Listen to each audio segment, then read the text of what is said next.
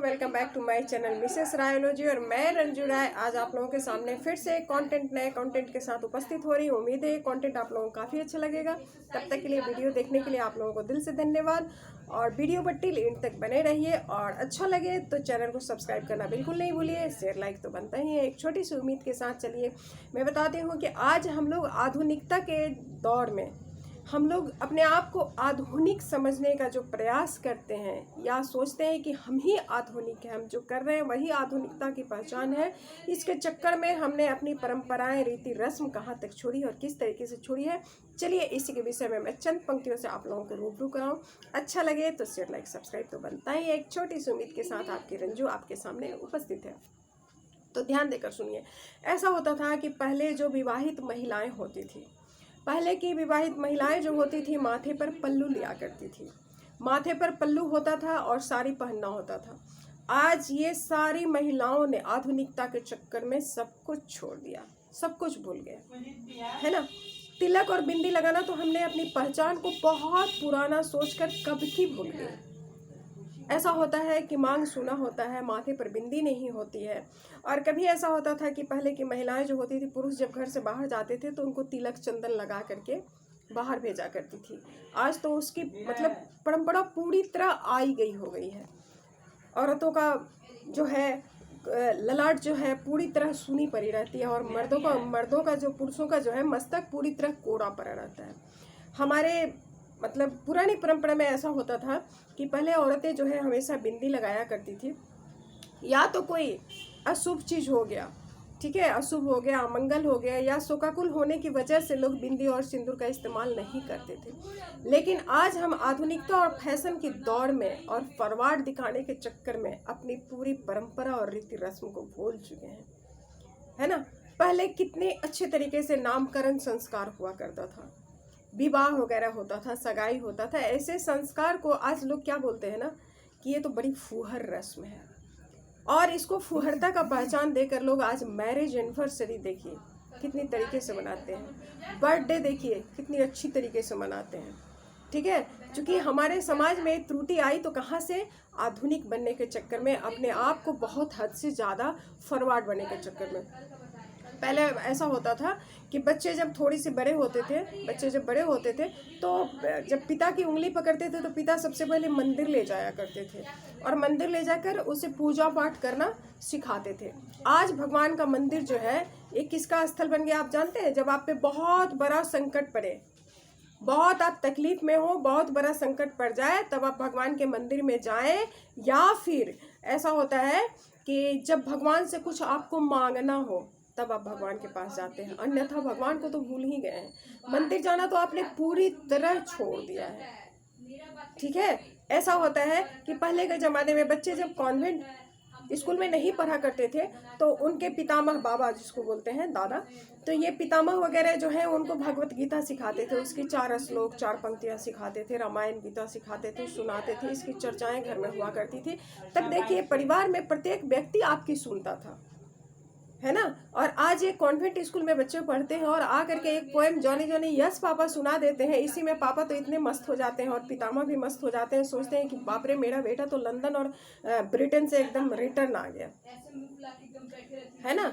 वो London Britain से आज ही मेरा बेटा और पोता रिटर्न आया है। और आज ये 4 श्लोक और 4 पंक्तियां रामायण गीता की तो बात ही छोड़ दीजिए। आज के बच्चे जो है ना, आज के बच्चे जो है जो मतलब संस्कृत की तो बात ही बिल्कुल लाखों किलोमीटर दूर है। इनको हिंदी भी बोल दीजिए तो हिंदी भी ना पढ़ने आती है और ना सही तरीके से बोलने आती है। ये क्या बोलते हैं कि हम तो लंदन में रहते हैं, हमें हिंदी नहीं आती है। और ऐसे ओवर एक्ट करते हैं जैसे लगता है कि ये मतलब क्या बताएं, पूरे अंग्रेजी सरकार से ही इनकी सिटीजनशिप जो है पूरी तरह पास हो गई है। पहले हम बच्चों को क्या सिखाते थे? पैर छूकर प्रणाम करना, है ना, नमस्कार करना, झुककर प्रणाम करना। और आज क्या है? आज वही बच्चे आपसे राम सलाम करते हैं, हाथ मिलाते हैं। कहाँ है हमारी परंपरा, कहाँ है हमारी कल्चर, कहाँ गई हमारे वो रीति रिवाज? हम अपने आप को आधुनिक दिखाने के चक्कर में कितने पिछड़ गए हैं, कितने पिछड़ गए हैं। पहले देखिए शादी का रस्म हुआ करता था तो बुआ, दीदी, मौसी, माँ का होना अनिवार्य माना जाता था। आज वो आधुनिक दिखाने के चक्कर में ऐसा हो गया है कि गवाही देकर शादी होती है, एक दोस्त खड़ा हो गया और शादी हो गई, शादी संपन्न हो गई। माय गुडनेस, भगवान मालिक बचाएं ऐसी फूहर रस्मों से।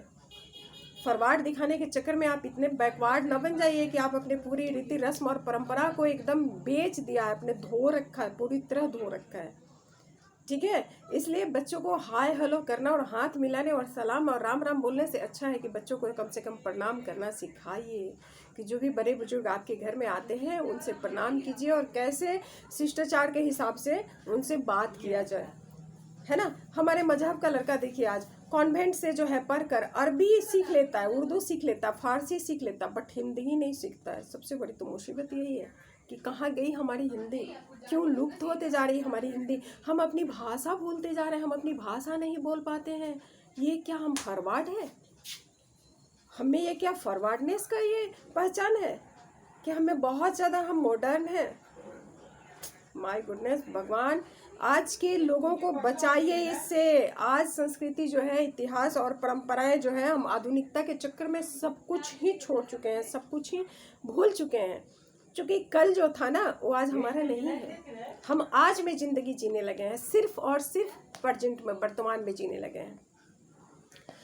हम समझते हैं तिलक जनेऊ जो होता है ना, शिखा होती है, अपनी महिलाओं के माथे पे बिंदी होती है, चूड़ियाँ होती है, गले में मंगलसूत्र होता है। इन सबों से आजकल की औरतों को लज्जा आने लगी है, शर्म आने लगी है और वो सोचती है कि इसको धारण करना बिल्कुल अनावश्यक है।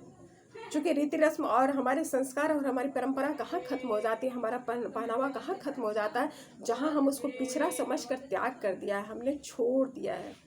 ठीक है, और आज जब हमारी नींद खुलती है, जब हमारे बच्चे हमें वृद्धाश्रम के रास्ते दिखाते हैं और हम पे तरीके तरीके के ताने मारते हैं, टॉर्चर करते हैं और बोलते हैं कि हम उन्हें झेल रहे हैं, जबकि पहले के बच्चे जो थे ना वो माँ बाप को जो है ना सहृदय एकदम हृदय में लगा कर रखते थे।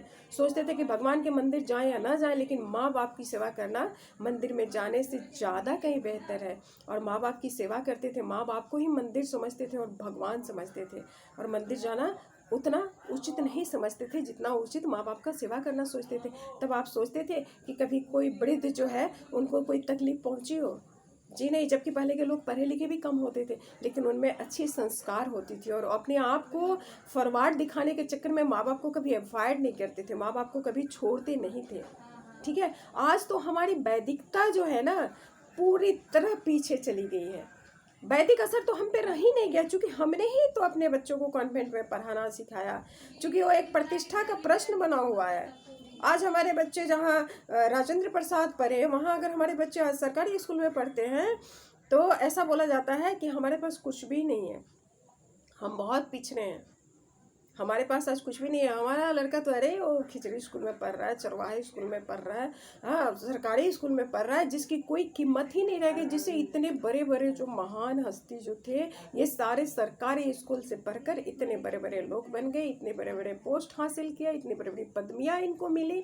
लेकिन आज के जो बच्चे हैं, मतलब बच्चों से ज़्यादा तो पेरेंट्स की मैं गलती कहूँगी, कि जो बोलते हैं कि जब मेरा बेटा कॉन्वेंट में पढ़ेगा तभी वो महान हो सकेगा। हमारे प्रतिष्ठा का प्रश्न है, हमारे बच्चों अगर कॉन्वेंट में नहीं पढ़ता है तो हम भले ही मैनेजर बन गए, हम भले ही डॉक्टर बन गए, हम ब्रिलियंट वन थे एकदम और सरकारी स्कूल से हमने पढ़ा, लेकिन आज हमारे अंदर वही एक आधुनिकता जो इस तरीके से घर कर गई कि हम अपने लड़के को सरकारी स्कूल में नहीं पढ़ाएंगे, हम बहुत पिछड़े हुए हैं, बहुत फॉरवर्ड हैं, है ना।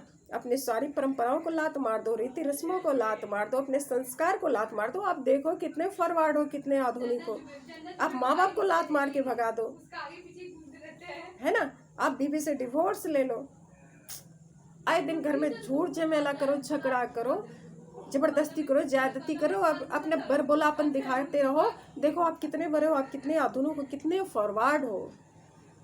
लेकिन इट्स बिफोर मैंने कि अपने पहले वीडियो में मैंने बताया कि जब पेड़ से पत्ता जब गिर जाता है ना तो उसका कोई इम्पोर्टेंस नहीं होता है। इसलिए आप परिवार से कभी अलग होना ना सीखें। आप चाहे जितना ही फॉरवर्ड होने का नाटक करें, जितना ही बड़े होने का नाटक करें, जितना ही आधुनिक होने का नाटक करें, लेकिन कम से कम अपने संस्कार में निष्ठा जरूर रखें और अपने सांस्कृतिक चिन्हों को हमेशा धारण करें।